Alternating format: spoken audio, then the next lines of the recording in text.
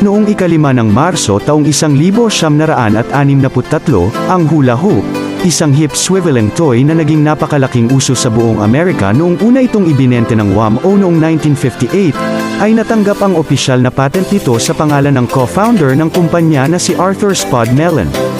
Tinatayang 25 milyong hula hoops ang agad na naibenta sa unang 4 na buwan na produksyon nito. Remember when you like to do the hula hoop? Having lots of fun, you did the loop-de-loop.